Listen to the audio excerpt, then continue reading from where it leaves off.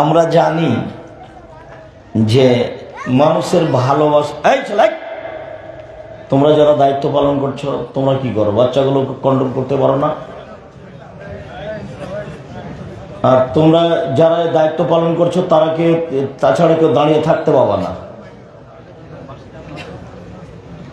এটুকু অনুভূতি হয় না যে একটা দিন আলোচনা হচ্ছে, একটু বসে কথা শুনি, নির্বাচন করতে এসছি আমি, তো শরম হয় না কেন তোমাদের?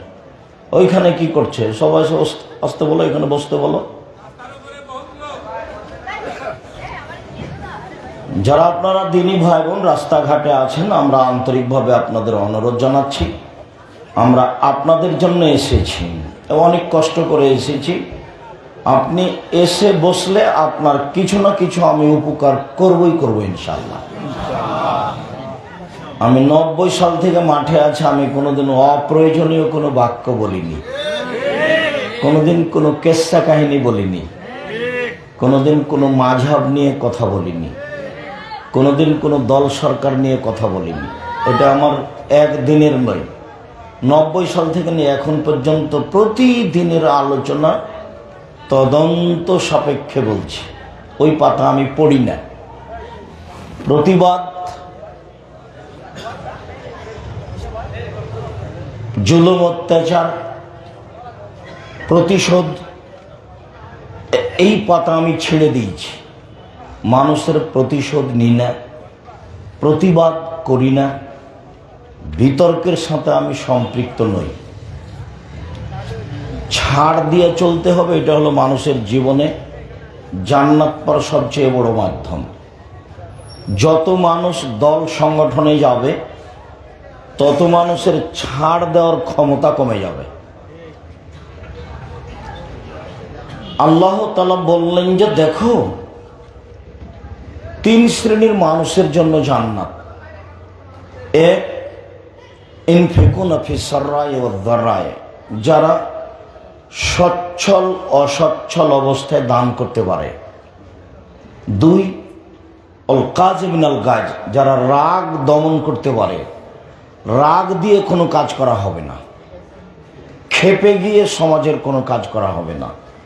আহাল পরিবার, ছেলে মেয়ে, বউ, জনগণ কোনো কাজ রাগ দিয়ে করবে না, যে সে জান্নাত পাবে, সফল হবে। 3, ওয়াল আফিনা আনিন নাস, মানুষকে ছাড় দিতে শিখতে হবে। বাস, অন্যায় করেছে, আচ্ছা মাফ করলাম, আচ্ছা বলেছে, আচ্ছা ঠিক আছে মাফ করলাম, এই নিয়ে কোনো কথা নেই, প্রতিশোধ নেই। মানুষকে অন্যায় করে, জুলুম করে, নির্যাতন করে, জেলে দেওয়া, হাজতে দেওয়া, মারা বন্ধ করা, রাস্তাঘাট বন্ধ করা, জুলুম অত্যাচার করা, রাহাজানি করা, অন্যায় অবিচার একেবারে টোটালি হারাম। ছাড় দেওয়া শিখতে হবে। জীবনে 4টা কাজ: 5 ওয়াক্ত সালাত, হালাল রুজি, কোরআন তেলাওয়াত, আর আড্ডা পিটা চিরদিনের জন্য হারাম। 2 জন 3 জন মিলে বসে গল্প করা, দোকানে টিভি চলছে, 5 জন 7 জন মিলে আরেকজনের বদনাম করা, গল্প করা, নোংরামি করা, কারো বিরুদ্ধে লড়া, কাউকে খেপিয়ে তোলা, এসবগুলো সব সম্পূর্ণরূপে হারাম। একরাহুল কালাম বাদ আল ইশায়, একরাহুন নাওম ক্বাবলা আল ইশায়। মুহাম্মদ সাল্লাল্লাহু আলাইহি সাল্লাম এশার সালাতের পূর্বে ঘুমানো ঘৃণা করতেন, আর এশার সালাতের পরে কথা বলা ঘৃণা করতেন। এটা ল, এটা নীতি, মুসলমানের জন্য, মানুষের জন্য এটা নীতি। আল্লাহর নবী এশার সালাতের পূর্বে ঘুমিয়ে যাওয়াকে ঘৃণা করতেন। আল্লাহর নবী এশার সালাতের পরে কথা বলাকে ঘৃণা করতেন। বাড়িতে কারফিউ জারি থাকবে, 10টার মধ্যে ঘুমাতে হবে যে কোনো মূল্যে। যারা পড়াশোনা করছে এরা ব্যতীত সবকে ঘুমিয়ে যেতে হবে। 3টায় উঠতে হবে, 4টায় উঠতে হবে। যদি 10টায় ঘুমিয়ে যাই, যদি 5 ঘন্টা ঘুমাই, তাহলে 3টায় উঠলে কত ঘুম হলো? 5 ঘন্টা। যদি 4টায় উঠি তাহলে সময় হলো কত? 6 ঘন্টা। এখন আপনি উঠে সুন্দর করে ওযু করে 2 রাকাত সালাত আদায় করেন। আল্লাহ আপনার সাথে কথা বলার জন্য 7ম আকাশ থেকে 1ম আকাশে নেমে এসেছেন। শুধু খালি আপনার সাথে কথা বলার জন্য। তো আপনি যদি রাত 2টা 3টায় ঘুমান আর এইসব ল্যাংটা বেটি ছেলে বড় মোবাইলে দেখে চক্ষু ঠান্ডা করে, কলিজা ঠান্ডা করে, জানটা সহজ করে, চরিত্র নোংরা করে, ধ্বংস করে, অমানুষ হয়ে পশু প্রাণীর মতো রাতে ঘুমান, তাহলে আপনি আল্লাহকে কি হিসাব করবেন? আপনার জন্যই তো আল্লাহ সপ্তম আকাশ থেকে প্রথম আকাশে নেমে এসেছে, শুধু আপনার জন্য, আপনার সাথে কথা বলার জন্য। তাতে তিনি নেমে এসে বলেন, মায়াদুনি ফাস্তাজিব লাহু, কে আমাকে ডাকে আমি তার ডাকে সাড়া দিব। মায়াসলিনি ফাউতিয়াহু, কে আমার কাছে কিছু চাই, যে যা চায় আমি তাকে তাই দিয়ে দেবো। মায়াস্তাগফিরুনি ফাগফিরাল্লাহু, কে আমার কাছে ক্ষমা ভিক্ষা চায় আমি তাকে ক্ষমা করে দেব। কিছু বলেন, জমি জায়গার প্রয়োজন আছে বলেন, যশোরে একটু জমি কিনতে চাচ্ছেন সেটা বলেন, ঢাকা একটু বাড়ি করতে চাচ্ছেন সেটা বলেন, একটা সুন্দর বিবাহ শাদী করতে চাচ্ছেন সেটা বলেন, প্রয়োজনের কথা বলেন। উনি সপ্তম আকাশ থেকে প্রথম আকাশে নেমে এসেছেন আপনার জন্য। তো আপনি যদি এরকম রাত 2টা 3টায় ঘুমান পশু প্রাণীর মতো, তাহলে এটা কি হবে? তাহলে তো হিসাব করতে পারলেন না। আল্লাহ তো গরু ছাগলের জন্য নেমে আসেননি, মানুষের জন্য এসেছেন। তাই এইরকম চরিত্রের মানুষকে আল্লাহ তাআলা বলেন, বুঝেও বুঝে না ওরা, অন্তর আছে বুঝে না, দেখেও দেখে না ওরা, চক্ষু আছে দেখে না, শোনেও শোনে না ওরা, কান আছে শোনে না। উলাইকা কালানাম, তারা পশু প্রাণীর মতো, তারা গরু ছাগলের মতো, তারা কুকুর শ্রীরের মতো, বালহুমাজাল, বরং তার চেয়ে খারাপ। আল্লাহ বলছেন, আল্লাহ বলছেন মানুষ পশু প্রাণীর চেয়ে খারাপ, গরু ছাগল কুকুর শ্রীরের চেয়ে খারাপ। আপনি যে এশার সালাত আদায় করে বাড়ি থেকে বের হয়ে এশার সালাত আদায় করে বাড়ি যাওয়ার সময়তে দোকানে টিভিটা চলছে, 5-7 জন বসে আছেন, আপনিও বসে আছেন, আপনার মাথায় টুপিটাও আছে। তো এখন ল্যাংটা ম্যান আসছে, আপনাকে যদি কেউ বলে যে আপনি ভালো মানুষ, আপনি কি বলবেন বলেন তো দেখি? আপনি তো নিজেও বলতে পারবেন না আপনি ভালো মানুষ। আমি ভালো মানুষ বলতে পারবেন না? আপনার খাসলত খারাপ, আপনার স্বভাব খারাপ, আপনার অভ্যাস খারাপ, আপনার চরিত্র খারাপ, আপনার গতিবিধি খারাপ। মানুষে বলে মানুষ, তো মানুষকে যখন মানুষ মানুষের মতো চলে তখন মানুষ মানুষ, আর যখন মানুষ মানুষের মতো চলে না তখন মানুষ অমানুষ। মানুষকে আল্লাহ সৃষ্টি করেছেন, প্রথম আকাশে নেমে এসেছেন মানুষের সাথে কথা বলার জন্য। মানুষের ভিতরে একটু অনুভূতি থাকে না? কেন থাকবে না? মানুষ তো মানুষ, কেন অনুভূতি থাকে না? থাকা উচিত। সম্মানিত দিনী ভাই বোন, এই ছেলেরা, তোমরা এখান থেকে নেই সামনে পর্যন্ত রাস্তাতে কোনো মানুষ, কোনো ছেলেপিলে যেন দৌড়াদৌড়ি না করতে পারে, এই ব্যাপারে তোমরা খুব সোচ্চার সাবধান থাকো। সম্মানিত দিনী ভাই বোন, আমরা আপনাদের সাথে একটা গুরুত্বপূর্ণ ইবাদত নিয়ে কথা বলবো, সেটা হলো সিয়াম।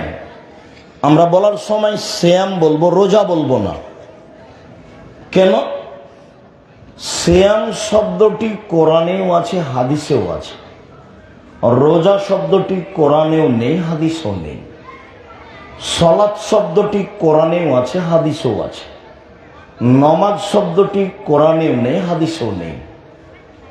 আল্লাহ শব্দটি কোরআনেও আছে, হাদিসেও আছে। খোদা শব্দটি কোরআনেও নেই, হাদিসেও নেই। জাহান্নাম শব্দটি কোরআনেও আছে, হাদিসেও আছে। দোজক শব্দটি কোরআনেও নেই, হাদিসেও নেই। জান্নাত শব্দটি কোরআনেও আছে, হাদিসেও আছে। বেহেশত শব্দটি কোরআনেও নেই, হাদিসেও নেই। তো কোরআনে আছে, হাদিসে আছে মানে আল্লাহর দেওয়া নাম, হাদিসে আছে মানে নবীর দেওয়া নাম। তো নবীর দেওয়া নামটাই ভালো লাগে না, বিকৃত হয়ে ইরান থেকে যেটা ভারতে এসেছে, ভারত, বাংলাদেশ, পাকিস্তানে, সেটাই ভালো লাগে। আর এমনি তো এনারা শিক্ষিত মানুষ, জিজ্ঞাসা করে দেখেন, নামের নাউনের পরিবর্তন হয় না, নাম নামই।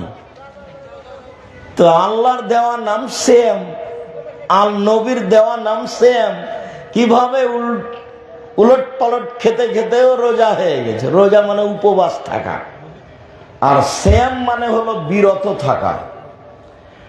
ফজরের আজান থেকে নিয়ে সূর্য ডোবা পর্যন্ত খাওয়া পান করা, স্ত্রী মিলন, যাবতীয় অপছন্দ কথা ও কর্ম থেকে বিরত থাকার নাম সিয়াম। সিয়াম শব্দের আবিধানিক অর্থ হলো বিরত থাকা।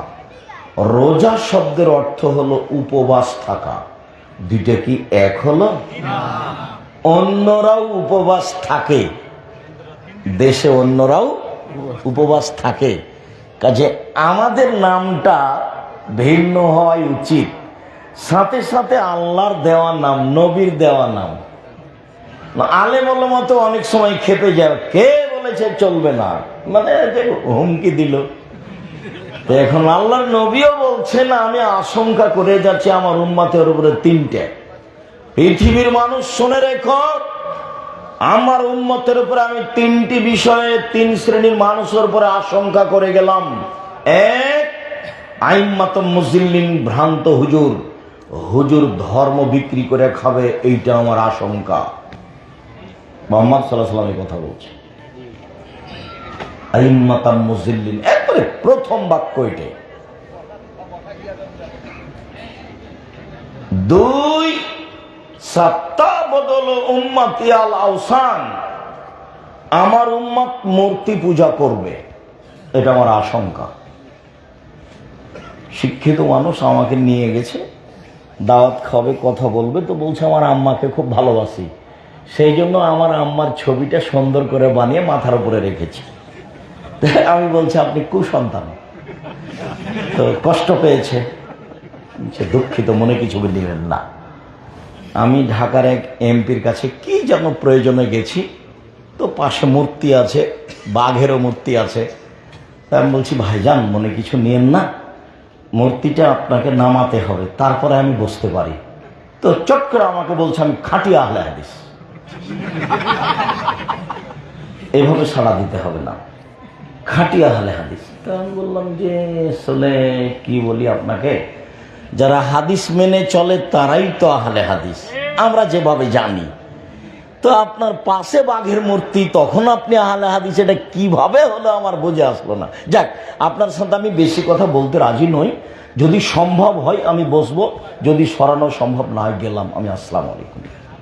আমার জীবনে কোনোদিন কোনো এমপি মন্ত্রী, কোনো সভাপতি সেক্রেটারিকে হিসাব করে কথা বলতে হবে, আমার এই 35 বছর জীবনে কোনোদিন প্রয়োজন হয়নি। কারোর টাকা নিয়ে আমাকে জীবনে বেঁচে থাকতে হবে এরকম পরিবেশ আল্লাহ আমাকে দেয়নি। আল্লাহ, আমি ভালো আছি, আমার বাপের জমি যা ভাগে পেয়েছি তাতে আমার আরো কয়েক পিঢ়ি চলবে ইনশাল্লাহ। কাউকে হিসাব করে একদিন কাটাতে হবে এরকম আমার দীর্ঘ 35 বছরে কোনোদিন হয়নি, আলহামদুলিল্লাহ। আর আমি জীবনে কোনোদিন অপ্রয়োজনীয় বাক্য বলিনি। আমার উম্মত মূর্তি পূজা করবে, এটা আমার আশঙ্কা। তিন, আমার উম্মত হিন্দুদের সাথে মিশে যাবে, এটা আমার আশঙ্কা। গান বাজনা বাদ্যযন্ত্র আগে কার বাড়িতে হতো? হিন্দুদের বাড়িতে। আমাদের ছেলেমেয়েরা দৌড়িয়ে কোথায় যেত গান বাজনা শুনতে? ওদের বাড়িতে। তো এখন তো সব বাড়িতে গান বাজনা, সব বাড়িতেই আপনার বাদ্যযন্ত্র, সব মোবাইলে গান বাজনা, সব বাড়িতেই বাদ্যযন্ত্র। আর একটা কথা, এই কথাতে মনে পড়লো আরেকটা কথা, আল্লাহ রসুল তো এখানে তিনটা আশঙ্কা করে গেছেন। এক, ভ্রান্ত হুজুর। দুই, আমার উম্মত মূর্তি পূজা করবে। প্রায় বাড়িতে, যশোরে এতদা অঞ্চলে প্রায় বাড়িতে শোকেজে ছবি আছে, কাঁকড়া আছে, মূর্তি আছে। আয়নাটা কিনেছে, সেইটা হলো আপনার রুই মাছ। একটা তরকারির বাটি কিনেছে, সেটা হলো কাতল মাছ। একটা প্লেট কিনেছে, সেটা চিংড়ি মাছ। বাচ্চার পেশাব পায়খানার জন্য পট কিনেছে, সেটা ঘোড়া। ছেলের জন্য জামা কাপড় কিনেছে, তাতে আছে কার্টন। ছেলের জন্য একটা গেঞ্জি কিনেছে, তাতে পিছন দিকে 10 লেখা আছে। দেখতে দেখতে নামাজ শেষ। তো মধ্যখানে আরেকটা কথা বলি, যেটা মাথায় যায় গেছে সেটা পরে, এইটা আর একটু বলি। সম্মানিত দিনী ভাই বোন, রাসূল সাল্লাল্লাহু আলাইহি ওয়াসাল্লাম আরো একটা আশঙ্কা করে গেছেন। পৃথিবীর মানুষ শুনে রেখো, আমার উম্মত ইহুদি খ্রিস্টানদের সাথে মিশে যাবে চাল চলনে, কথাবার্তাতে, পোশাক আশাকে, কাপড় চুপড়ে, খাতা কলমে, শিক্ষা প্রতিষ্ঠানে, চলাফেরাতে, খানা পানিতে, সব কিছুতেই ইহুদি খ্রিস্টানের সাথে মিশে যাবে। এভাবে দেখালেন ডান হাতের বিঘত যেমন বাম হাতের সমান, সমান সমান মিশে যাবে। 1 2 আমার উম্মত মিশে যাবে তাদের সাথে ডান পায়ের জুতা যেমন বাম পায়ের সমান, আর নাল বিনাল, ডান পায়ের জুতা যেমন বাম পায়ের সমান, এইটা যেমন সমান সমান আমার উম্মত তাদের সাথে মিশে যাবে চাল চলনে, পোশাক পাশিতে, কাপড় চুপড়ে সমান সমান। এতক্ষণ পর্যন্ত স্বাভাবিকভাবে ছিলেন, এবার ভাষাগত নিচে নামতে লাগলেন। ভাষাগত নিচে নামতে নামতে নামতে বলছেন, পৃথিবীর মানুষ শুনে রেখো, ইহুদি খ্রিস্টান যদি মায়ের সাথে জেনা করে থাকে, আমার উম্মত তাদের সাথে মিল দিতে গিয়ে মায়ের সাথে জেনা করবে। হাদিস তো সহি। আমার জীবনে আমি কোনোদিন কেসা কাহিনী বলিনি। আব্দুল কাদের কত বড় পীর এটা আমি মুখ দিয়ে কোনোদিন বের করিনি। বুজুর্গানের দিন কি এটা আমার দীর্ঘ 35 বছর আমি কোনোদিন মুখ দিয়ে বের করিনি। আপনি দেখেন সহ বক্তব্য আছে। জাতির যদি রাস্তাঘাট করে দিতে না পারি, জাতির যদি স্কুল কলেজ করে দিতে না পারি, জাতিকে চূড়ান্ত সঠিক ধর্ম দিতে পারবো ইনশাআল্লাহ। ধর্মের ব্যাপারে জাতিকে ফাঁকি দিয়ে পরকাল হারাতে রাজি নয়, এইটা করতে আমি রাজি নয়। এই ছেলেরা, তোমরা বসতে অনুরোধ করো না, অনুরোধ করো, নাহলে স্থান ত্যাগ করতে হবে। তোমরা মানুষকে অনুরোধ করে বসতে বলো। সম্মানিত দিনী ভাই বোন, বলছিলাম আল্লাহর নবী তো এই পর্যন্ত বলে ফেললেন, এখন দু একটা দেখাই কিভাবে তাদের সাথে মিশে আছি। দেখেন আপনি, অনেক দেখায়, তার মধ্যে আপনার মেয়ের নখটা বড় আছে, নখে নেইল পালিশ আছে। ইহুদি খ্রিস্টানদের পতিতালয়ের মেয়েদের বৈশিষ্ট্য নখে নেইল পালিশ রাখা, নখ বড় রাখা। আর সব নবীর বৈশিষ্ট্য 10টা, খাসলাত 10টা, অভ্যাস 10টা, স্বভাব 10টা।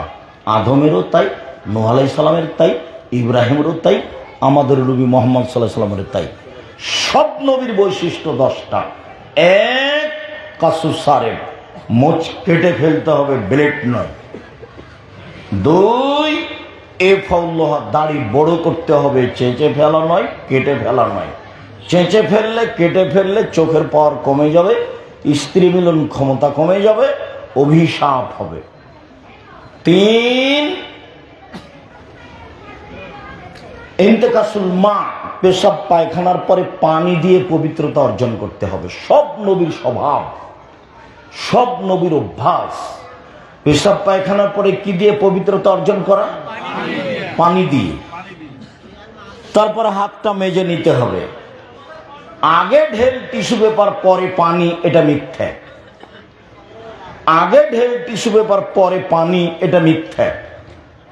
ঢেল নিয়ে 40 কদম হাঁটতে হবে, ঢেল টিস্যু পেপার নিয়ে, এইটা লজ্জা না থাকার প্রমাণ। পায়ের উপরে পা উঠাবে, খক খক করে কাশবে, এমন অপছন্দ কর্ম মুহাম্মদ সাল্লাল্লাহু আলাইহি ওয়াসাল্লামের হতে পারে না।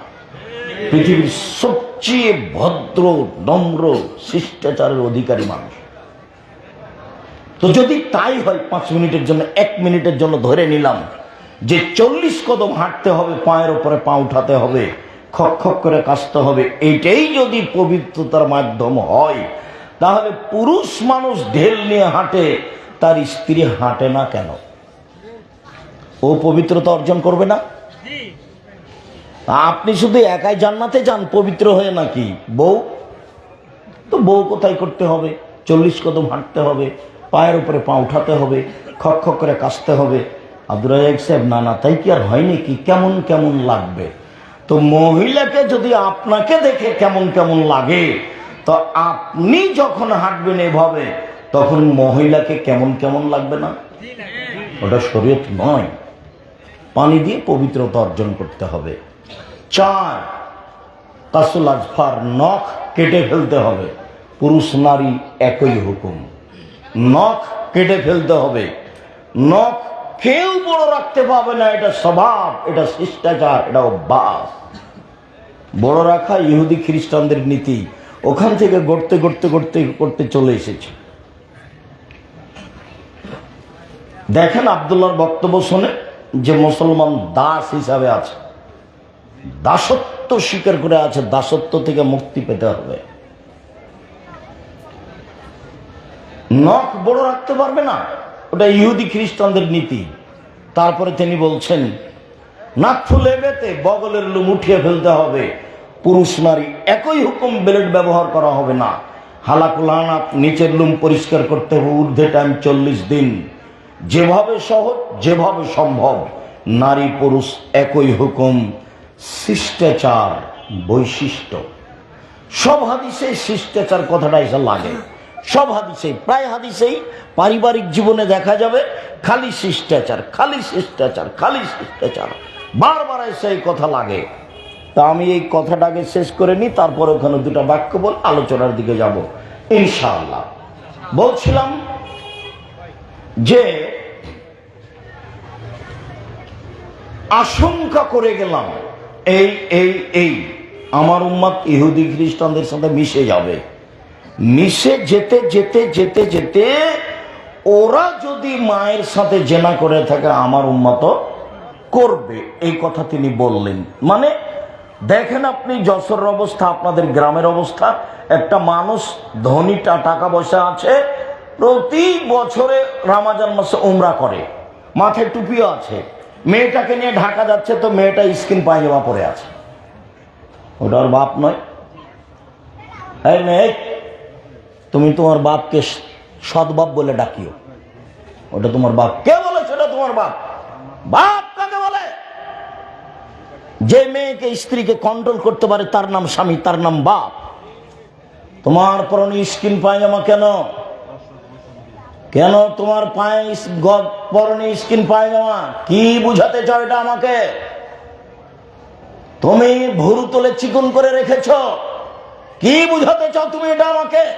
তোমাকে, তোমার বাপকে, তোমার বংশকে যদি আমি অশিক্ষিত প্রমাণ করতে না পারি, আমি জাতির সামনে বক্তব্য দেব না।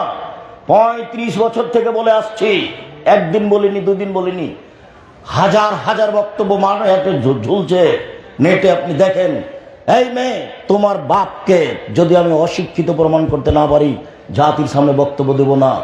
বুঝেও বোঝে না ওরা, অন্তর আছে বোঝে না, দেখেও দেখে না ওরা, চক্ষু আছে দেখে না, শোনেও শোনে না ওরা, কান আছে শোনে না। উলাইকা কালানাম, তারা পশু প্রাণীর মতো, তারা গরু ছাগলের মতো, তারা কুকুর শিগের মতো, বালু মাজাল, বরং তার চেয়ে খারাপ। এ কথা আমি বলিনি, এ কথা মুহাম্মদ সাল্লাল্লাহু আলাইহি ওয়াসাল্লাম বলেননি, এ কথা আল্লাহ বলেছে। এ কথা আমি বলিনি, এ কথা মুহাম্মদ সাল্লাল্লাহু আলাইহি ওয়াসাল্লাম বলেননি, এ কথা আল্লাহ বলেছে। কি দেখাতে চান আপনি বাপ কাকে বলে? 1 মিনিট।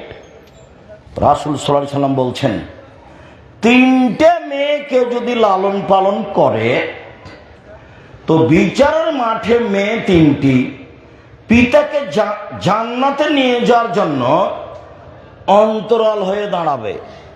মানে ওইদিকে থাকবে জাহান্নাম, এদিকে থাকবে পিতা, আর মধ্যে থাকবে মেয়েরা। মেয়েরা শক্তভাবে মেখে যাবে, আল্লাহকে বলবে আমার আব্বাকে আগে জান্নাতে দিতে হবে, তারপরে কোনো কথা। দেন দেখি আমার আব্বাকে জাহান্নামে, এই যে বেঁকে গেলাম, ওদিকে জাহান্নাম, আমার আব্বা পিছনে আছে, এই যে আমরা, কোন আল্লাহ হয়ে জানবেন না।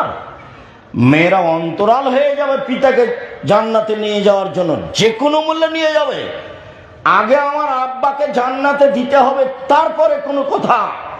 তো মেয়ে লালন পালন, দেখি মেয়ে লালন পালন কি বললেন। 1, আল্লাহ মাহন্না, মেয়েকে বিদ্যা শিখিয়ে দিল। 2, আদ্দা মাহন্না, মেয়েকে শিষ্টাচার শিখালো। 3, আহসানা ইলাইহিন্না, মেয়ের সাথে ভালো চাল চলন করলো। তখন মেয়ে 3টি জাহান্নাম থেকে পিতার জন্য অন্তরাল হলো। এবার আপনি বিবেচনা করেন শিষ্টাচার কাকে বলে। যশোরের মেয়ে বাপে বলছে ভাতিজাকে যে আহমদ তোর বোনটাকে নিয়ে যা বিশ্ববিদ্যালয়ে পৌঁছে দিস। ঠিক আছে বাবা, হ্যাঁ ঠিক আছে চাচা। শিষ্টাচার, শিষ্টাচার। আম্মু এই আমার বন্ধু বান্ধব এসেছে, খাবার নিয়ে আসো আম্মু। খালেদা তুমি খাবার পরিবেশন করে। শিষ্টাচার, শিষ্টাচার। মায় বলছে জানা তোর দুলা ভাই এসে, যে যা পানি দিয়ে চা দিয়ে খাবার দিয়ে। শিষ্টাচার, শিষ্টাচার কি জিনিস? কি ভাইজান, কি আপনাদের ধারণা কি? আল্লাহ নবী বললেন শিষ্টাচার শিখিয়ে দিল। এই ছেলে, বাপকে মেয়ে তিনটা জান্নাতে নিয়ে যাবে যে কোনো মূল্যে, তার এক নম্বর কারণ বিদ্যা। বাপে বিদ্যা শিখিয়ে দিয়েছে। 2 শিষ্টাচার শিখিয়ে দিয়েছে। 3 মেয়ের সাথে ভালো আচরণ চাল চলন করেছে। বাস এই বাপ জান্নাতে যাবেই। এ কথা আমি বলিনি, এ কথা মুহাম্মদ সাল্লাল্লাহু আলাইহি ওয়াসাল্লাম বলেছে। তো শিষ্টাচার কি জিনিস? শিষ্টাচার কি জিনিস?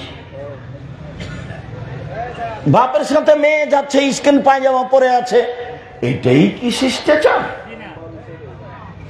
নগ্ন পোশাক পরে আছে, এইটাই কি শিষ্টাচার? চুল ছোট আছে, এইটাই কি শিষ্টাচার?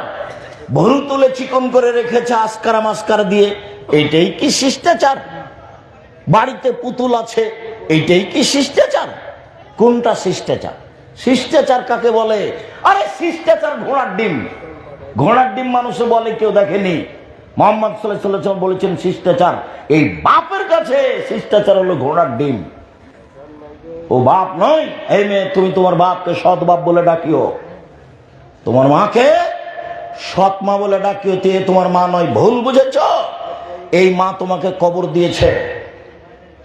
এই ছেলেরা, স্টেজে কেউ কথা বলতে পাবে না, তোমরা খেয়াল করো না।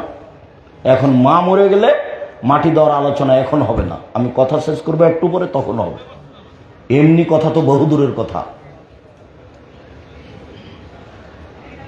সম্মানিত দিনী ভাই বোন, 1 মিনিট বাপের কথাটা বলে গেলাম। যদিও এখানে আর একটা কথা আছে পিতার সাথে, সেটা হলো কেউ যদি 2টা মেয়ের লালন পালন করে, 2টা মেয়ে, তাহলে সেই ব্যক্তি আর আমি মুহাম্মদ সাল্লাল্লাহু আলাইহি ওয়াসাল্লাম জান্নাতে এভাবে থাকবো। তখন তিনি তর্জনীর মধ্যম 2টা আঙ্গুল এভাবে দেখালেন জমা করে।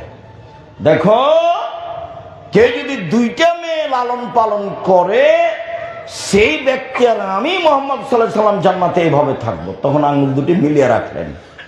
আবার এখানে আর একটা কথা আছে, কেউ যদি এতিমের লালন পালন করে, এতিমের, সেই ব্যক্তি আর আমি মুহাম্মদ সাল্লাল্লাহু আলাইহি ওয়াসাল্লাম জান্নাতে এইভাবে থাকবো। তখনও তিনি আঙ্গুল 2টি দেখালেন, তবে ফাঁকা, এভাবে। তার মানে এতিম লালন পালন করে আমার সাথে থাকা যাবে, তবে ওর পাশাপাশি নয়। ভাইজান বুঝা যায়? এতিম লালন পালন করবে, সেও আমার সাথে থাকবে, তবে এইভাবে। আর মেয়ে যেটা লালন পালন করলো, তখন জমা করে দিন একসাথে। তাহলে লালন পালন কি? আমি যেটা বুঝেছি সেটাই কি লালন পালন, না কোনো নিয়ম কানুন আছে? নিয়ম কানুন আছে। কার কথা চলে না, একজন মানুষের কথা চলার, যার নাম মুহাম্মদ সাল্লাল্লাহু আলাইহি সাল্লাম। তো নিয়ম কানুন একটু দেখি। এবার মায়ের কাছে চলে গেলাম নিয়ম কানুন দেখতে। 2টা দেখি, আমরা তাড়াতাড়ি আসছে আলোচনায়। মা জাবের বলছেন যে একদা আমরা রাসূলের সাথে জেহাদ করে আসছিলাম, যুদ্ধ শেষ হয়ে গেছে, একসাথে আসছি, তো মদিনায় ঢুকবো। তো আল্লাহ রাসূল বলছেন, এই সবাই থামো, এখানে থামো, আমরা রাতে এখানে থেকে সকালে বাসায় যাব। তো আমি জাবের বললাম, আল্লাহর নবী, আমি নতুন বিবাহ করেছি, আমাকে বাড়ি যেতে অনুমতি দেন। তো আল্লাহ রাসূলের কথার উপরে অন্য কথা বলতে লাগলেন। ও, তুমি নতুন বিবাহ করেছ? তো কুমারী মেয়ে বিবাহ করেছ না তালাক প্রাপ্তা মেয়ে বিবাহ করেছ? আল্লাহ নবী, আমি তালাক প্রাপ্তা মেয়ে বিবাহ করেছি। ওর বিবাহ হয়েছিল, ওকে তার স্বামী ছেড়ে দিয়েছে, আমি তাকে বিবাহ করেছি। তো আল্লাহ রাসূল বলছেন, হাল্লা বিক্রা তোলায় বেকরান তোলায় বহ তোলায় বোকা, তুমি কুমারী মেয়ে কেন বিবাহ করলে না? তুমি তার সাথে খেলতে, তোমার সাথে খেলতো। তুমি কুমারী মেয়ে কেন বিবাহ করলে না? তুমি তার সাথে খেলতো, তোমার সাথে খেলতো, যাক। আল্লাহ নবী এই পর্যন্ত বললেন। এখন জাবের বলছেন, আল্লাহ নবী শোনেন, আমার আব্বা উহুদের যুদ্ধে শহীদ হয়েছেন 9 জন মেয়ে রেখে। আমার 9 জন বোন আছে। ওদের সমবয়সের মেয়েকে আমি বিবাহ করিনি 4টা কারণে। আল্লাহ নবী শোনেন, আমার আব্বা উহুদের যুদ্ধে শহীদ হয়েছে 9 জন মেয়ে রেখে। আমার 9 জন বোন আছে, ছোট ছোট বোন আছে। আমি ওদের সমবয়সের মেয়েকে বিবাহ করা পছন্দ করিনি। অন্য শব্দ এসেছে তাদের মতো, বুখারীর আর একটা শব্দ এসেছে খারকা, ওদের মতো বুদ্ধি কম। আমার বোনেরা তো কম বয়সের, বুদ্ধি কম, এরকম মেয়ে আমি বিবাহ করা পছন্দ করিনি 4টা কারণে। এক, লেতুয়াল্লে মহন্না, আমার স্ত্রী যেন আমার বোনদেরকে বিদ্যা শিখাতে পারে। 2, বলে তুয়াদ্দে বাহন্না, আমার স্ত্রী যেন আমার বোনদেরকে শিষ্টাচার শিখাতে পারে। 3, বলে তুরাজ্জেলা হন্না, আমার স্ত্রী যেন আমার বোনদের মাথার চুল চিরুনি করে সাজগোজ করে পরিপাটি করে রাখতে পারে। 4, বলে তাকুমা আলাইহিন্না, আমার স্ত্রী যেন আমার বোনদেরকে পাহারা দিতে পারে। বুখারী মুসলিম।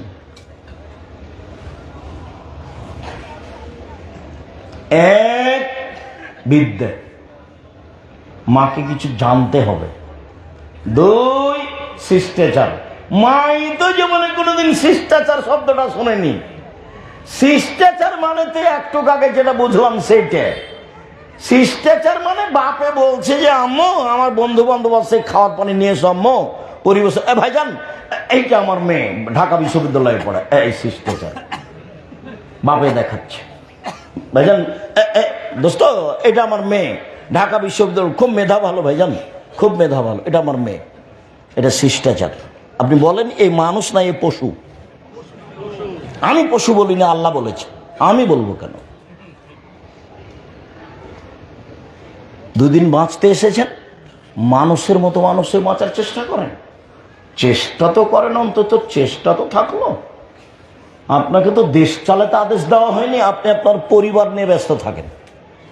10 টাকা উপার্জন করেন, পরিবার নিয়ে চিন্তা ভাবনা করেন।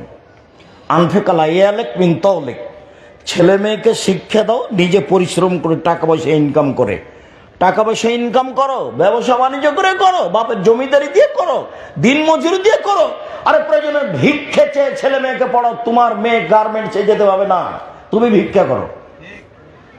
ছেলে মেয়েকে পড়ার জন্য প্রয়োজনে ভিক্ষা করবে কে? বাপে। মেয়ে ভিক্ষা করবে না। মেয়ে মানুষের কাছে হাত পাতবে না, ছেলে হাত পাতবে না। 30 বছর পর্যন্ত বাপের জিম্মেদারি, অন্তত ছেলে মেয়েকে যে কোনো মূল্যে মানুষের মতো মানুষ করতে হবে, প্রয়োজনে ভিক্ষা করে। আমি ভিক্ষা করতে বলিনি, দিন মজুরি করে খেয়ে ছেলে মেয়েকে পড়াতে হবে। ভালো থেকে ভালো করে গড়ে তুলতে হবে। স্বভাব, চালচলন, আচরণ, অভ্যাস, নিয়ম নীতি সব। মাথায় চুল থাকবে স্বাভাবিক ছোট, নখগুলো কাটা থাকবে, প্যান্টটা টাকানোর উপরে থাকবে। মানুষের সাথে ভদ্রতা বজায় রেখে কথা বলবে। আজান হওয়ার সাথে সাথে মসজিদে যাবে।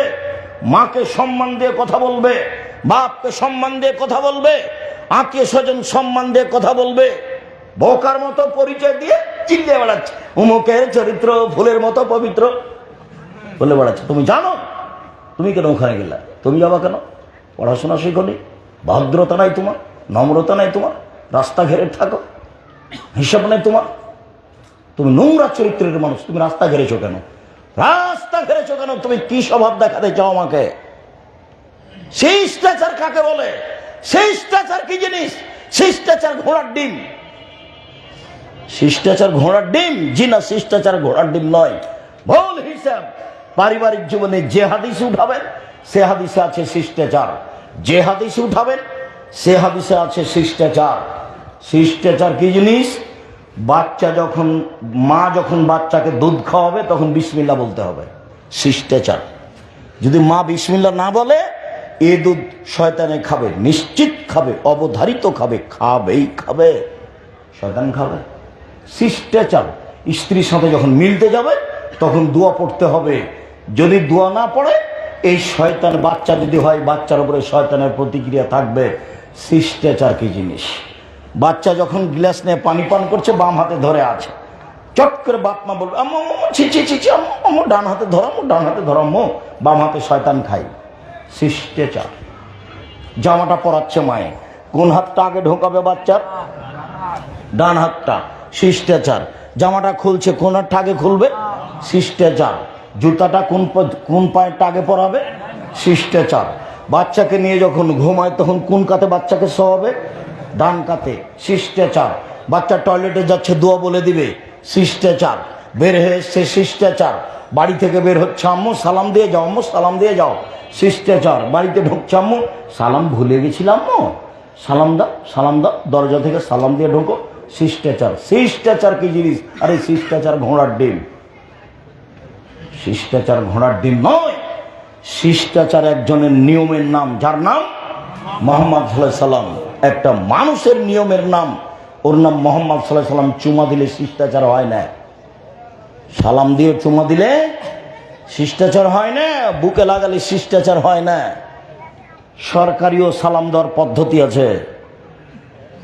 এটা একটা পদ্ধতি, সরকারি সালাম দিচ্ছে, এটা পদ্ধতি। পায়েও সালাম দিচ্ছে, এটা একটা শ্বশুরের কাছে সম্মান দিতে হবে, বৌমা শ্বশুরের পায়ে সালাম দিতে হবে। এটাও শিষ্টাচার। শিষ্টাচার ঘোড়ার ডিম। নাউজুবিল্লাহ মিন যালিক। মুহাম্মদ সাল্লাল্লাহু আলাইহি সাল্লামের শিষ্টাচার যেটাই, সেটাই শিষ্টাচার। ও কি জাদু মন্ত্র না দুনিয়াতে আছে? মুহাম্মদ সাল্লাল্লাহু আলাইহি সাল্লামের শিষ্টাচার দুনিয়াতে আছে, দুনিয়াতে আছে।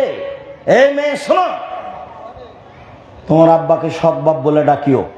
সৎ বাপ না, এটা তোমার নিজ বাপ, আমিও জানি। আমি দুঃখ করে এই কথা বলছি, তোমার মাকে সৎ মা বলে ডাকিও।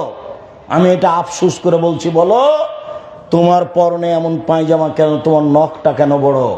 তোমার চুল মাথার ছোট কেন? কি বুঝাতে চাচ্ছ? তোমার মা তোমাকে কবর দিয়েছে, এটা সংসার নয়। তোমাদের সংসার গরু ছাগলের সংসার, পশু প্রাণীর সংসার, কুকুর শিয়ালের সংসার। তোমার বাপের সংসার পশু প্রাণীর মতো সংসার। বলে গেলাম, তোমার বাপকে বলে দিও, আব্বা আব্দুর রাজ্জাক বিন ইউসুফ বলে গেছেন, আমাদের সংসার নাকি পশু প্রাণীর সংসার। আমাদের জীবিকা না হলে নাকি পশু প্রাণীর জীবিকা নির্ভর। বাড়িতে ঢোকো, সালাম দাও। তোমার বাপ দেয়, তোমার মা দেয়, দেয় না কেন? এমনি ঢুকেছে কেন? এমনি ঢুকবা কেন? কেন ঢুকবে এমনি? তোমার মা তোমার বাপ ছোট বোনকে দুধ খায়, বিসমিল্লাহ বলে না কেন? তুমি পানি খাও, তখন ডান হাতের কথা বলে দেয় না কেন? শোয়ার সময় ডান কাঁধে নিয়ে শয় না কেন? সালাম দেওয়ার সময় বাড়ি থেকে বের হওয়ার সালামের কথা বলে দেয় না কেন? লন্ডনে এক বাড়িতে ঢুকছি, তো ছেলে বের হচ্ছে আর বাপ আমার আগে আগে হাঁটছে। তখন ছেলে বলছে গুড মর্নিং, তো বাপও বলল তাই। এবার খেতে বসেছি, তখন আমি বলছি ভাইজান, লন্ডন পয়সা ইনকাম করতে এসেছি, ধর্ম বিক্রি করতে আসিনি। লন্ডন কি করতে এসেছি? পয়সা ইনকাম করতে এসেছি, ধর্ম বিক্রি করতে আসেনি। আপনি যদি বলতেন সাক্ষাতে আসসালামু আলাইকুম, ছেলে বলতে যদি ওয়ালাইকুম সালাম, তাহলে একটা হতো। আপনি যে বললেন গুড মর্নিং, এতে কি হলো বলেন তো? আরে জিরোর তো দাম আছে, বাম দিকে দিলে জিরো দাম নাই, কিন্তু যদি ডান দিকে দেওয়া হয় তাহলে অনেক দাম আছে। আপনি এক গ্লাস পানি দিলেন আমাকে, আমি বললাম থ্যাংক ইউ। আমার ভাইকে দিলেন, তো ভাই বললেন জাযাকাল্লাহ খায়ের, তো কোনটা ভালো? তা আপনি থ্যাংক ইউর মধ্যে একটা সরিষা সম পরিমাণ কল্যাণ বের করেন দেখি। আর জাযাকাল্লাহ খায়ের, এই ছেলে তুমি আমাকে এক গ্লাস পানি দিলে, তোমাকে আল্লাহ এর প্রতিদান দান করুক। আমি একটা মুখের কথা বলে দিয়েছি, লন্ডনে বিপদে পড়েছো 10 বছর পরে, আমার এই কথাটা কাজ দিবে সেদিন। প্রতিদান আল্লাহ দিবে, আমি তোমার প্রতিদানটা আমি দিতে চাইনি। এক গ্লাস পানির প্রতিদান আমি কাকে দিতে বলেছি? ও আল্লাহকে দিতে বলেছি, ও তার মতে দিবে। একদিন তুমি আমেরিকায় বিপদে পড়েছ, আমার এই বাক্যটা কাজ করবে, সেদিন তোমার উপকার করবে আল্লাহ। আমি আল্লাহকে বলেছি এক গ্লাস পানির প্রতিদান তুমি দাও। ছেলেটা এক গ্লাস পানি নিয়ে এসে আমাকে দিল, এটুকু কষ্ট করে আমি পানি পান করলাম। তা আমি কি বললাম? জাযাকাল্লাহ। শিষ্টাচার কাকে বলে? শিষ্টাচার কি জিনিস? দুঃখিত দিনী ভাই বোন, মধ্যার একটা কথা পড়েছিল মনে, সেটা একটু বলি। সেটা হলো এই যে আমার উম্মতের উপরে 3টা বিপদ নেমে আসবে 3টা পাপের কারণে। আমার উম্মতের উপরে 3টা বিপদ নেমে আসবে 3টা পাপের কারণে। আমার উম্মতের উপরে 3টা বিপদ নেমে আসবে 3টা পাপের কারণে। বিপদ 1, ভূমিকম্প। বিপদ 2, সন্ধ্যায় থাকবে মানুষ, সকালে হবে শোর বা বানর, শুকুর বা বানর। 3, সমস্যা নেমে আসবে। কাজ সমস্যা, মসজিদে মারামারি, মাদ্রাসায় মারামারি, জমির দাম যা, রেস্ট্রি খরচ প্রায় তাই, সব দিক থেকে সমস্যা নেমে আসবে। কেউ কোনো জায়গাতে শান্তি পাবে না, কেউ কাউকে মানবে না। 3টা বিপদ নেমে আসবে। 1, ভূমিকম্প। 2, আকার আকৃতি পরিবর্তন। 3, ঝামেলা, সমস্যা। জমি জাল করে নিয়েছে, আমার ছেলেকে মেরে দিয়েছে। শান্তি বলে কোনো জিনিস নাই, খালি সমস্যা নেমে আসবে। পাপ 3টা বলি। 1, এই যে সারিবুল খমরা, মানুষ যখন নেশাদার দ্রব্য পান করবে, এটা হলো পাপ। 2, জাহারাতিল কায়নাত, মেয়েরা যখন নাচবে, সব মোবাইলে মেয়ে নাচে, প্রায় সব দোকানে মেয়ে নাচে, প্রায় সব বাড়িতে মেয়ে নাচে, প্রায় সব দোকানে মেয়ে নাচে, প্রায় সব মোবাইলে মেয়ে নাচে, প্রায় সব বাড়িতে মেয়ে নাচে, মানে সময় চলে এসেছে। 3, জারাবুবিল মাযেব, যখন বাদ্যযন্ত্র প্রকাশ পাবে, সব বাড়িতে বাজনা বাজে, প্রায় সব দোকানে বাজনা বাজে, প্রায় সব মোবাইলে বাজনা বাজে, রাস্তাঘাটে বাজনা বাজে, বিবাহের অনুষ্ঠানে বাজনা বাজে। আল্লাহ নবী বলেন, পৃথিবীর মানুষ শুনে রেখো, 3টি পাপের কারণে 3টি বিপদ নেমে আসবে। বিপদ 1, ভূমিকম্প। বিপদ 2, আকার আকৃতি পরিবর্তন। বিপদ 3, ঝামেলা, সমস্যা। পাপ 1, নেশাদার দ্রব্য। পাপ 2, মেয়েদের নাচ। পাপ 3, বাদ্যযন্ত্র। ভাইজান বোঝা যায়? এগুলো কিন্তু আমি বলিনি। কোনো সময় ভাববেন না যে আমি আমার কথা বলছি বা কোনো লেখকের কথা বলছি বা কোনো ইমামের কথা বলছি। আমার জীবনে কোনোদিন কোনো ইমাম নিয়ে একটা বাক্য বলিনি, সবটুকু আল্লাহ এবং আল্লাহ রাসূলের কথা বলেছি। পরকাল হারাতে রাজি নই আমি। সম্মানিত দিনী ভাই বোন, এই কথাটুকু মনে রেখে বলছি, সিয়াম শব্দ ব্যবহার করতে শিখি। সবাই বলা বলি করব সিয়াম। কেউ যদি বলি রোজা, তো চট করে মেয়ে বলবে, আব্বু আব্বু আব্বু আব্দুর রাজ্জাক সাহেব সিয়াম বলেছেন। আব্বু রোজা বললেন কেন? আব্বু রোজা বললেন কেন? সিয়াম বলেন, সিয়াম। আজকে আমরা যে সংক্ষিপ্ত আলোচনা করব সেটা কি নিয়ে? সিয়াম। 1 মিনিট। ইবাদতের জগতে সবচেয়ে ভিন্ন ধরনের ব্যতিক্রম ইবাদত হলো সিয়াম, যার প্রতিদান আল্লাহ নিজে হাতে দিবেন। আর কোনো ইবাদত নেই যার প্রতিদান আল্লাহ নিজে হাতে দিবেন সিয়াম ছাড়া। কেউ যদি হজ করে, ফেরেশতা বলবেন, আল্লাহ বলবেন, ফেরেশতা নেকিটা লিখে দাও। কেউ যদি সালাত আদায় করেন, আল্লাহ বলবেন, ফেরেশতা নেকিটা লিখে দাও। কেউ যদি তাসবিহ তাহলিল জিকির আজকার করে, তো আল্লাহ বলবেন, ফেরেশতা নেকিটা লিখে দাও। কেউ যদি সিয়াম পালন করে, তাহলে আল্লাহ বলেন, সিয়াম আমার ব্যাপার, প্রতিদান আমি দিব। সিয়াম আমার ব্যাপার, প্রতিদান আমি দিব। ইবাদতের জগতে সবচেয়ে ব্যতিক্রম ভিন্ন ধরনের ইবাদত সিয়াম। কয়েক মিনিট এক খেলে চেয়ে থাকবেন। আগে আপনার সামনে প্রমাণ করি যে সিয়াম ভিন্ন ধরনের ইবাদত, কারোর সাথে মিল রাখে না। কেউ যদি একদিন সিয়াম থাকে, লোকটাকে জাহান্নাম থেকে সরিয়ে দেওয়া হবে 70 বছরের পথ। 2, কেউ যদি একদিন সিয়াম থাকে, লোকটাকে জাহান্নাম থেকে সরিয়ে দেওয়া হবে 100 বছরের পথ।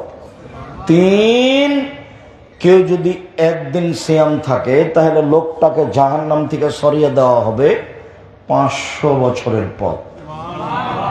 3টে হাদিস আসলো দূরত্বের ব্যবধানে, একটা 70, একটা 100, একটা 500। তো সিয়াম 3টা পালনে, একটা সিয়াম পালনে নেকি পেল না জাহান্নাম থেকে দূরে সরে গেল? জাহান্নাম থেকে দূরে সরে গেল, নেকি নয়।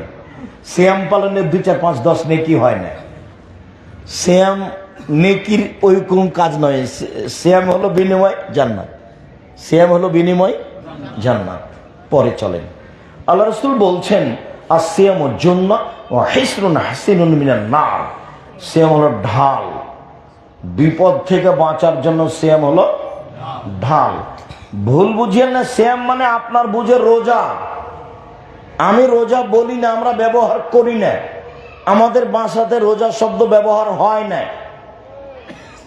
আমাদের ভাষাতে আপনার মতো আমাদের হিসাব নিকাশ নয়, আমরা দোকানপাটে বসি না।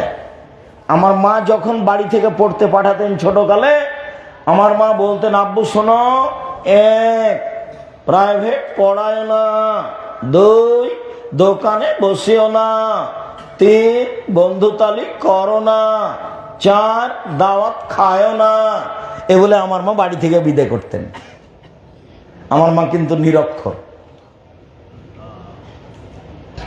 1, দোকানে বসিও না, 2, প্রাইভেট পড়ায়ও না, 3, বন্ধুতালি করো না, 4, মানুষের বাড়িতে দাওয়াত খায়ও না। কি যে বুঝতেন আমার মা। তা আমরা দোকানে বসি না, প্রতিষ্ঠানের ভিতরে যে দোকান আছে সেখানে কোনোদিন বসি না। বিশাল প্রতিষ্ঠান রাজশাহী, যেটা আছে 40 বিঘা জমির উপরে। মেয়েদের যেটা রেডি হচ্ছে সেটা প্রায় ৭০ বিঘা জমির উপরে। রূপগঞ্জ ঢাকা যেটা আছে বাণিজ্য মেলার পিছনে, এটা প্রায় 100 বিঘা জমির উপরে। বাংলাদেশের সবচেয়ে বড় প্রতিষ্ঠান আয়তনে, সবচেয়ে বড় প্রতিষ্ঠান ছাত্র সংখ্যায়, সবচেয়ে বড় প্রতিষ্ঠান শিক্ষক সংখ্যায়। গুণে মানে সৌদি আরবের শিক্ষক আছেন, ইন্ডিয়ার শিক্ষক আছেন, দেশের আছেন। প্রতিষ্ঠানের নাম জামিয়া সালাফিয়া। আমার মনে বড় সাধ, এই দেশে উন্নত মানের প্রতিষ্ঠান গড়বই ইনশাআল্লাহ। যেখানে ছেলে মেয়ে বাংলা, ইংরেজি, আরবি উন্নত মানের শিক্ষা অর্জন করে জাতির অন্যায়ের বিরুদ্ধে লড়বে, মুখে কলমে মিডিয়ায় লড়বে ইনশাআল্লাহ। জীবন বাজি রেখে সে কাজ করে যাচ্ছে। সম্মানিত দিনী ভাই বোন, বলছিলাম যে সিয়াম পালন করে হলো ঢাল, সিয়াম পালন করে হলো হিসনুন হাসিনুন, নিরাপদ স্থান জাহান্নাম থেকে বাঁচার জন্য। সিয়াম পালন করো, নিরাপদ স্থানে চলে যাবা, দুর্গের মধ্যে চলে যাবা, যেখানে কেউ আসতে পারবে না, জাহান্নাম আসতে পারবে না। এইটা হলো সিয়াম। শুনুন, উমামা বাহিলী রাদিয়াল্লাহু তাআলা আনহু বলেন, আল্লাহর নবী একটা আমলের কথা বলেন তো আল্লাহর নবী, যাতে আমি জান্নাতে চলে যাব। তখন আল্লাহ রাসূল বলছেন, শোনো, সিয়াম পালন করো। ইবাদতের জগতে সিয়ামের মতো কোনো ইবাদত নেই। ইবাদতের জগতে সিয়ামের সমপর্যায়ের কোনো ইবাদত নেই। এটা হলো সিয়াম, এটা হলো সালাত। সালাত কিন্তু ভিন্ন ধরনের ইবাদত। সালাত মানুষের সাথে আপোষ করে না, সিয়াম করে। যেটা আজকে আলোচনা করছি সেটা করে, আপোষ করে। কি, আপনি অসুস্থ আছেন, পরে করে, এই যে আপোষ করলো। হজ কিন্তু আপোষ করে, এবছর করবেন না, আচ্ছা ভাইজান ঠিক আছে সামনে বছর হজ করে, এই যে আপোষ করলো। যাকাত 2 মাস আগে দেন, এই যে আপোষ করলো। 20 দিন 1 মাস পরে দেন, দিলেই হলো, এই যে আপোষ করলো। সালাত জি না, অজু করে করতে হয়, পানি নেই, তায়াম্মুম করে করেন, মাটি নেই তো অজু ছাড়া তায়াম্মুম ছাড়া এমনিতেই পড়েন। বলছি কেবলা দিকে মুখ করে সালাত আদায় করতে হয়, কেবলা বোঝা যায় না, এমনিতেই পড়েন। দাঁড়িয়ে পড়তে হয়, দাঁড়িয়ে থাকতে পারি না, বসে পড়েন। বলে বসে থাকতে পারি না, শুয়ে পড়েন। পরিষ্কার কাপড় পরে সালাত আদায় করতে হবে, পরিষ্কার কাপড় নেই। আরে যাতে পেশাব পায়খানা লেগে আছে সেটা পরেই পড়ো। বলে পরিষ্কার অপরিষ্কার কোনো কাপড়ই নাই, যে কোনো উলঙ্গ অবস্থা আছে বলে এভাবেই পড়ো। অবাক ইবাদত। স্বামী পড়ে স্ত্রী পড়ে না, তো বিভাগ কেটে গেছে। আরবি বিদ্যানারা বলছেন যে অলসতা করে পড়ে না, ও যদি মারা যায় তাহলে হিন্দুদের শ্মশান ঘাটে তাকে ফেলে দিবা, মুসলমানের কবরস্থানে তার কবর হবে না। ইমাম আবু হানিফা রাহিমাহুল্লাহ বলেন, অলসতা করে নামাজ ছেড়ে দিলে তাকে জেলখানে বন্দি করে পিটিয়ে নিয়মিত পড়াতে হবে। এ ভিন্ন ধরনের ইবাদত। গাড়িতে উঠে আছেন, শিকল ধরে আছেন, ঠেল মানে না, নামাজের টাইম পারি হয়ে যাচ্ছে, এইভাবেই পড়েন। অবাক ইবাদত, অবাক। এরপরে বলি, এটা হলো সিয়াম, এটা হলো সালাত। সিয়ামের মতো জিনা। কেন? আল্লাহ নবী বলেছেন এর মতো কোনো ইবাদত পৃথিবীতে নেই। এবার বলি, সালাত সিয়ামের সমপর্যায়ের জিনা। আল্লাহ নবী বলেছেন সিয়াম এমন ইবাদত যার সমপর্যায়ের ইবাদত পৃথিবীতে নেই। তাহলে সিয়াম কি হলো? ভিন্ন ধরনের ইবাদত, যার মতো কোনো ইবাদত নেই, যার সমপর্যায়ের কোনো ইবাদত নেই। চলেন দেখি, জান্নাতে যখন মানুষ ঢুকবে তখন 8টা দরজা আছে। জান্নাতে একটা, দরজা 8টা। জাহান্নামে একটা, দরজা 7টা। জান্নাত একটা, দরজা 8টা। সব ঢুকবে। তো 8টা দরজা ঢুকবে, তখন ফেরেশতারা ডাকবেন, আসেন। যারা সালাত আদায় করেছেন এই দরজা দিয়ে আসেন, এই দরজা দিয়ে আসেন। যারা হজ করেছেন এই দরজা দিয়ে আসেন। যারা দান করেছেন এই দরজা দিয়ে আসেন। যারা সিয়াম পালন করেছেন এই দরজা দিয়ে আসেন। তো ডাকবেন ফেরেশতারা। তো সিয়াম পালনকারীর শেষ ব্যক্তি যখন দরজাতে ঢুকে যাবে, এটা বন্ধ করা হবে, বাকিগুলো খোলা থাকবে। বুঝাতে পারেননি? হজ করা ব্যক্তি সালাত আদায় করা দরজাতে ঢুকতে পারবে। সালাত আদায় করা ব্যক্তি দানের দরজাতে ঢুকতে পারবে, কিন্তু সিয়াম না রেখে এই দরজাতে ঢোকা যাবে না। এটা শুধু সিয়ামের জন্য খাস। বাকিগুলো খোলা আছে, 7টায় খোলা আছে। কোনটা বন্ধ হয়ে গেছে? এটা বন্ধ হয়ে গেছে। সিয়াম, হাদিস বুখারী মুসলিম। আমি কি বুঝাতে পেরেছি না আবার বলবো? কি ভাইজান, বোঝা গেছে? মানে এইটা হলো সিয়ামের জন্য দরজা, সিয়াম পালনকারীরা যাবে। তো অন্য ইবাদত দিয়ে এইটাতে ঢুকতে পারবে না। বাকি 7টা খোলা আছে। যান, সালাত আদায় করেছেন তো এটা দিয়ে ঢোকেন, বলে দান করেছেন তো ওইটা দিয়ে ঢোকেন। এই সিয়াম ভিন্ন ইবাদত। চলেন, 4-5টা জিনিস বিচারের মাঠে কথা বলবে আপনার পক্ষে। 1 সিয়াম, 2 কোরআন, 3 কালো পাথর হাজরে আসওয়াদ। হজ যদি কবুল হয় তাহলে কালো পাথর আপনার পক্ষে বিচারের মাঠে কথা বলবে। 4 আঙ্গুল। তাসবিহ দানা দিয়ে কোনোদিন তাসবিহ গুনবেন না। আঙ্গুল বিচারের মাঠে আপনার পক্ষে কথা বলবে, তাসবিহ দানা বলবে না। বরং তাসবিহ দানা আর একটা বিপদ আছে। সেটা কি? তাসবিহ হাতে নিলেই খালি মনটা একটু চায় যে লোক দেখুক না, তাই না? তো এ তো জাহান্নামে চলে গেছে, ঢোকেনি কেন? মরেনি এজন্য। লোক দেখানো আমলের বিনিময় জাহান্নাম। মাওলানা দিয়ে জাহান্নাম উদ্বোধন হবে। কাকে দিয়ে? মাওলানা দিয়ে জাহান্নাম উদ্বোধন হবে। খুব ভয়াবহ কথা। 2 দানকারী দিয়ে জাহান্নাম উদ্বোধন হবে। খুব ভয়াবহ কথা। 3 শহীদ দিয়ে জাহান্নাম উদ্বোধন হবে। মাওলানা মানে বিশাল ব্যাপার।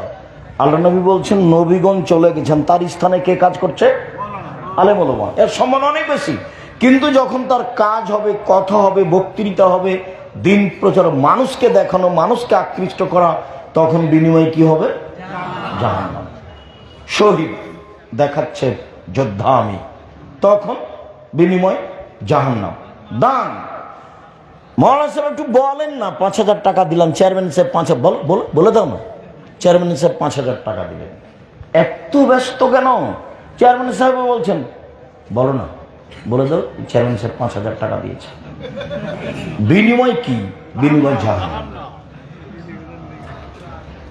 দান তো এভাবে এ হাতে করবে, এ হাত বুঝবে না, মানে গোপনে করার চেষ্টা করবে। বিনিময় অনেক, বিনিময় অনেক। সম্মানিত দিনী ভাই বোন, বলছিলাম বিচারের মাঠে 5টা কথা বলবে জিনিস। 1 সিয়াম, 2 কোরআন, 3 হাজরে আসাদ কালো পাথর, 4 আঙ্গুল, 5 আমানত আর সদাচরণ। আত্মীয়র সাথে, ভাইয়ের সাথে সম্পর্ক রাখতে হবে। তো বিচারের মাঠে যখন পুলসেরাত পার হবে মানুষ, তখন এক পাশে থাকবে আমানত আর এক পাশে থাকবে সদাচরণ, সহযোগিতার জন্য। আমানত কথাটা বুঝতে পারিনি, একটু বুঝিয়ে বলুন তো আব্দুর রাজ্জাক সাহেব। আমানত বুঝতে পারেননি? আমানত হলো আত্মসাৎ করা।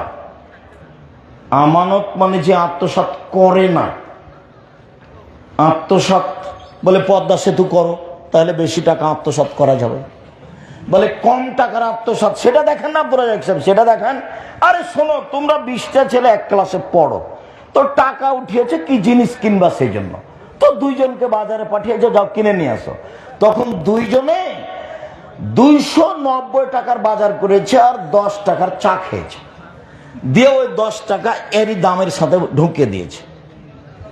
ভাই বুঝা গেছে কি? এটা আত্মসাৎ। আমি কি আবার কথাটা বলবো? এটা হলো আত্মসাৎ। এরা বন্ধু বান্ধব টাকা উঠিয়েছে, একটা জিনিস কিনবে বা কাউকে উপহার দিবে, তো এরা 500 টাকা উঠিয়েছে।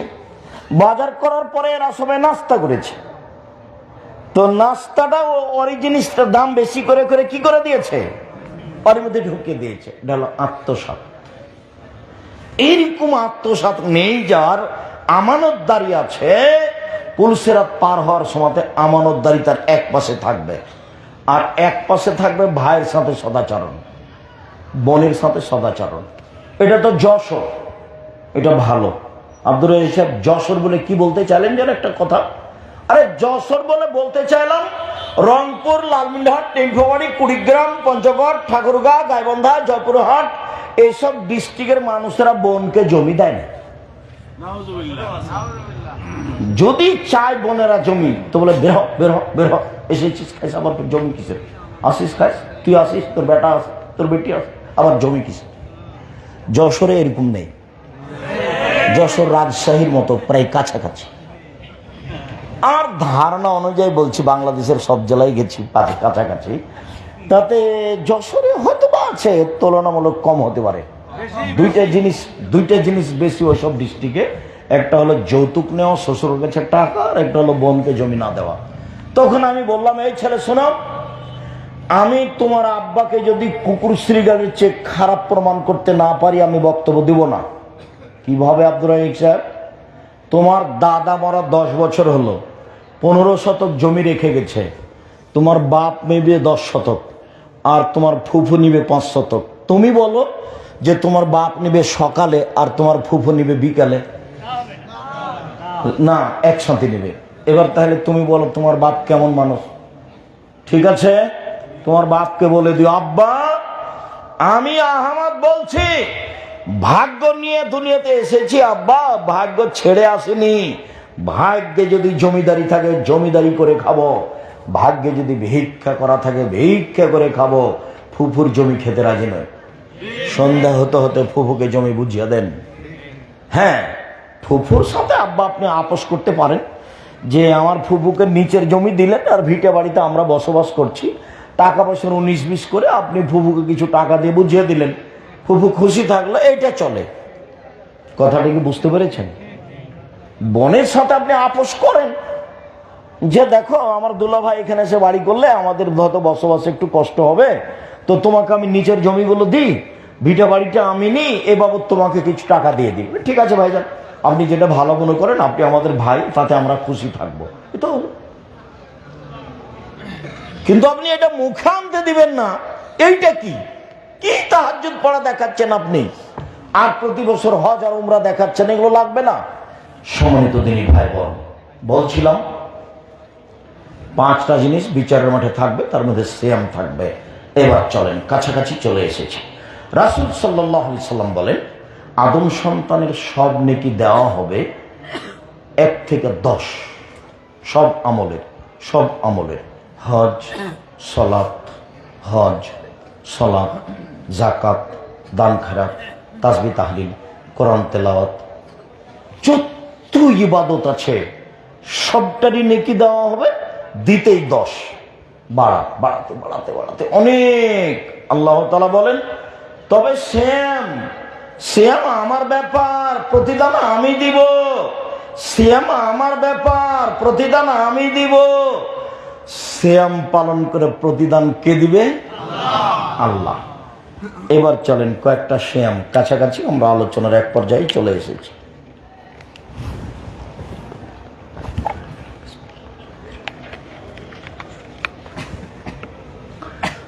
সম্মানিত দিনী ভাই বোন, ফরজ সালাতের পরে সবচেয়ে উত্তম সিয়াম হলো মুহররমের সিয়াম। 2টা। আল্লাহ রাসূল মক্কা থেকে মদিনায় গেলেন, তখন দেখলেন মদিনার ইহুদিরা মুহররমের 10 তারিখে সিয়াম পালন করছে। তা আমাদের নবী বললেন, আচ্ছা তোমরা মুহররমের 10 তারিখে সিয়াম থাকো কেন? তখন তারা বলল, কেন? এই দিন তো বড় দিন। এই দিনে আল্লাহ ফেরাউনকে ডুবিয়ে দিয়েছেন সদল বলে, আর এই দিনে মুসা আলাইহিস সালামকে সদল বলে বাঁচিয়ে দিয়েছেন। মুসা এদিনে শুকরিয়া আদায় করে সিয়াম থেকেছিলেন। মুসা বলেছিলেন, আল্লাহ তুমি এত বড় উপকার করলে, আমি তোমার কি দিয়ে শুকরিয়া আদায় করি? যাক, এই দিনে সিয়াম থাকলাম। তো আমরা ইহুদি খ্রিস্টান এই দিনে শুকরিয়া আদায় করো, তো সিয়াম থাকি। তখন আমাদের নবী বললেন, আমি বেশি হক রাখি মুসার সুন্নাত পালনে, আমিও সিয়াম থাকলাম। সঙ্গী সাথী সাহাবীগণ, তোমরাও সিয়াম থাকো। যেমন বলেছেন তোমরা সিয়াম থাকো, তেমনি সাহাবীরা একবারে রেডি করে বলে উঠেছে, ইন্না লিল্লাহ। কেমন কথা? আপনি দিনরাত বলছেন যে ইহুদিদের বিরোধিতা করতে হবে, তো ওরা তো মুহররমের 10 তারিখে সিয়াম থাকে। আমরা যদি মুহররমের 10 তারিখে সিয়াম থাকি, তাহলে বিরোধিতা হলো না অনুকূলে হলো? তাহলে তো অনুকূলে হলো। এটা আমরা কেমনে থাকি? তখন আল্লাহ রাসূল বলছেন, থামো, লাইন বাকাইতা সানাতাল কাবেলা। আমি যদি সামনে বছর বেঁচে থাকি, লাসুমান্না তাসিয়া, 9 তারিখও সিয়াম থাকবো মুহররমের। 9 তারিখ হবে বিরোধিতা, 10 তারিখ হবে শুকরিয়া। তাহলে মুহররমের সিয়াম কটা হলো? 2টা। 9 তারিখ বিরোধিতা আর 10 তারিখ হলো শুকরিয়া। বসো, 2-1 মিনিট কাজ দেখায়ও না। আর আমি এইসব জুলেখার কাহিনী বলতে আসিনি যে তুমি বাদাম খাবা, একটু পরে এখানে যাবা ওখানে যাবা, আজকেই চা খেতে হবে কেন, মিষ্টি খেতে হবে কেন, আজকে জিলাপি কিনতে হবে। হাট বাজার কি মেরে খেয়েছেন? স্বভাব এমন কেন? আমি তো অনেক পথ অতিক্রম করে এসেছি, আবার ঢাকা যাও। আমি তো আপনার জন্য এসেছি, ইনশাআল্লাহ আমি তো আপনার জন্য এসেছি। আপনার আমি কিছু না কিছু উপকার করব ইনশাআল্লাহ। মানবতার পরিচয় দিয়ে কিছুক্ষণ অপেক্ষা করবেন, কাছাকাছি চলে এসেছি। সম্মানিত দিনী ভাই বোন, আল্লাহ নবী 4টা কাজ কখনো ছাড়তেন না। 1, মুহররমের 2 দিন সিয়াম। 2, যুলহিজ্জার 9 দিন সিয়াম। 3, প্রতি মাসে 3 দিন সিয়াম। 4, ফজরের 2 রাকাত সুন্নাত। আল্লাহ নবী 4টা কাজ কখনো ছাড়তেন না। দেখি সিরিয়াল দেন তো। 1, মুহররমের 2 দিন সিয়াম। 2, যুলহিজ্জার একটানা 9 দিন সিয়াম। 3, প্রতি মাসে 3 দিন সিয়াম। 4, 2 রাকাত ফজরের সুন্নাত। এ হলো মুহররমের 2 দিন সিয়াম। আল্লাহ নবী বলেন, সিয়াম ইয়াউমে আশুরা, মুহররমের 10 তারিখের সিয়াম, আতাসিবু আলাল্লাহি আন ইয়াকাফিরা সানাতাল্লাতি ক্বাবলাহু, কেউ যদি 2 দিন সিয়াম থাকে অতীতের 1 বছরের পাপ ক্ষমা হবে।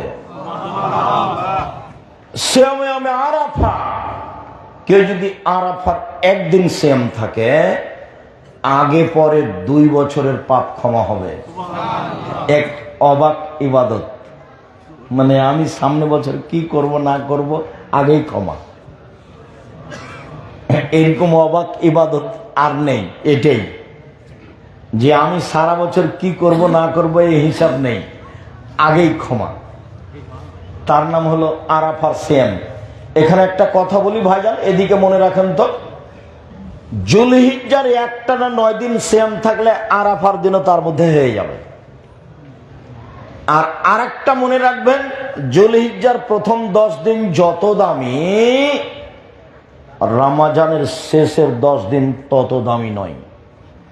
রমজানের শেষ 10 দিন যত দামি, জুলহিজ্জার প্রথম 10 দিন তার চেয়ে অনেক বেশি দামি। আপনারা এইসব কথা ভুল হচ্ছে না তো? আমরা তো আজীবন মনে করে আসি যে রমজানের শেষ 10 দিন বেশি দামি। হ্যাঁ, কথা ঠিক। তবে রমজানের শেষ 10 দিনে আছে একটা বড় ইবাদত, সেটা হলো লাইলাতুল কদর। আর জুলহিজ্জাতে আছে 3টে, 1 হজ, 2 আরাফা, 3 কুরবানি।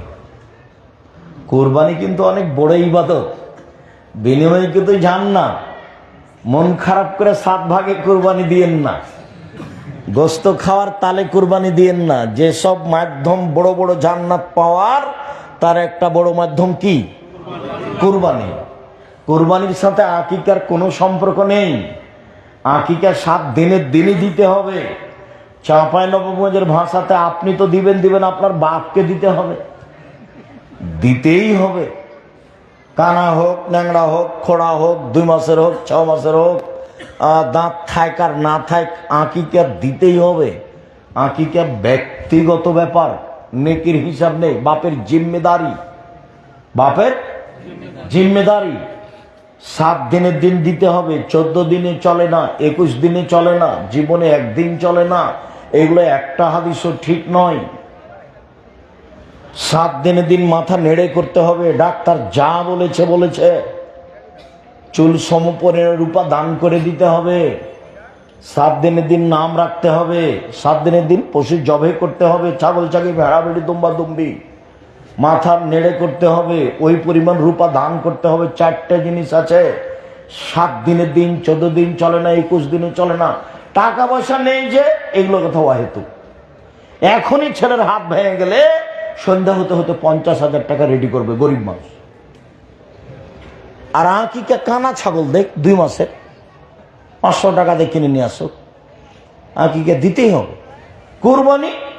কুরবানি ভিন্ন জিনিস। কুরবানি আল্লাহ, চোখ দেখো ঝকঝকে কিনা, কান দেখো ঝকঝকে কিনা, তারপরে লেজ দেখো সুন্দর কিনা, দাঁত দেখো দাঁত উঠেছে কিনা, পা দেখো ন্যাংরা খোড়া নয় তো, খুর দেখো ঠিকঠাক আছে কিনা, সিং দেখো ঠিকঠাক আছে কিনা, মোটা তাজা কিনা, দেখতে সুন্দর কিনা, তার নাম কুরবানি। অনেক কিছু নিয়ে কুরবানি। টাকা বেশি আছে, ইন্ডিয়া কাছে আছে, কি পর্যন্ত বেনাপোল রাজস্থান থেকে উট নিয়ে আসেন। টাকা কম আছে, ষাঁড় দেন। টাকা কম আছে, খাসি দেন। টাকা কম আছে, ছাগি দেন। টাকা কম আছে, ভেড়া ভেড়ি দেন। ভাগে কে যেতে বললো যে কলিজা নিয়ে গন্ডগোল করছেন? আমি কোনোদিন ভাগের কথা বলিনি। আমি কোনোদিন ভাগের কথা কোনোদিন বলিনি। কুরবানিতে ফলাফলে জান্নাত পাওয়া যাবে। কুরবানি আপনার টাকা অনুযায়ী দেন। এই ছেলে শোনো, তোমরা 2 ভাই ইনকাম করো, ভিন্ন ভিন্ন ইনকাম করো, সেটা ঠিকই আছে। বাড়িতে এসে 2 ভাইয়ের টাকা দিয়ে কুরবানি দেয়। আচ্ছা ঠিক আছে, তাই দাও। শোনো, 2 ভাইয়ের টাকা তোমার মান নামে গরু কিনবা, আর তুমি দিবে একটা খাসি, আর তোমার ভাই দিবে একটা খাসি, 10-12 হাজার টাকার, বাস সুন্দর হবে। 2 ভাইয়ের টাকা দিয়ে কুরবানি কার নামে দিবা? তোমাদের তো টাকা ভিন্ন ভিন্ন। কথা কি বোঝা যায়? আমার পরামর্শ কি, 2 ভাইয়ের টাকা দিয়ে কার নামে কুরবানি কিনবে গরুটা? তোমার মা মরে গেছে নাকি? গেছে, তাহলে থাক, ওটা আর লাগবে না। যদি মরে গেছে তো গেছে, তাহলে তোমার বড় ভাইয়ের নামে করো কোরবানিটা। সবাই তোমরা গোস্ত খাও, আর সবাই নিজ নিজ একটা করে কোরবানি দাও, একটা ছাগল দাও। নিজের জন্য কোরবানি হতে হবে, বিনিময় জান্নাত। সম্মানিত দিনী ভাই বোন, বলছিলাম এরপরে হলো আপনার শাবানে একটানা 15 দিন সিয়াম। কেন? বাৎসরিক রিপোর্ট পেশ করা হয় শাবান মাসে, আর আমাদের নবী চাইতেন আমার রিপোর্টটা আল্লাহ সিয়াম অবস্থায় দেখো, আমার রিপোর্টটা আল্লাহ তুমি সিয়াম অবস্থায় দেখো। সাপ্তাহিক রিপোর্ট পেশ করা হয় বৃহস্পতিবার সোমবার। আমাদের নবী বৃহস্পতিবার সোমবার সিয়াম থাকতেন, এ আশায় যে সাপ্তাহিক রিপোর্টটা আমার দেখো, সিয়াম অবস্থায় দেখো, দেখো আমার রিপোর্টটা দেখো, আমি সিয়াম আছি, দেখো আমার রিপোর্টটা। আমাদের নবীর নিজের রিপোর্টটা আল্লাহর কাছে কি অবস্থায় দেখাতে চাইতেন? সিয়াম অবস্থায়। সাপ্তাহিক রিপোর্ট কোন কোন দিনে মানুষের পাপ নেকি পেশ করা হয়? বৃহস্পতিবার সোমবার। আমাদের নবী এই জন্য বৃহস্পতিবার সোমবার সিয়াম থাকতেন। বাৎসরিক রিপোর্ট কোন মাসে পেশ করা হয়? শাবান মাসে। আমাদের নবীর জানা ছিল না সেই দিন কোন দিন, যার কারণে শুধু রিপোর্ট ধরার জন্য একটানা 20-25 দিন সিয়াম থাকতেন। আয়েশা বলছেন পুরো শাবান, উম্মু সালমা বলছেন পুরো শাবান, দু একটা বাদ, খালি রিপোর্ট ধরার জন্য। আর মুখে বলেছেন তোমরা একটানা 15 পর্যন্ত থাকো। কিভাবে কিভাবে ভারত, বাংলাদেশ, পাকিস্তানের আলেম ওলামা, যশোরের আলেম ওলামা জেনে নিলেন সেদিন 15 শাবান।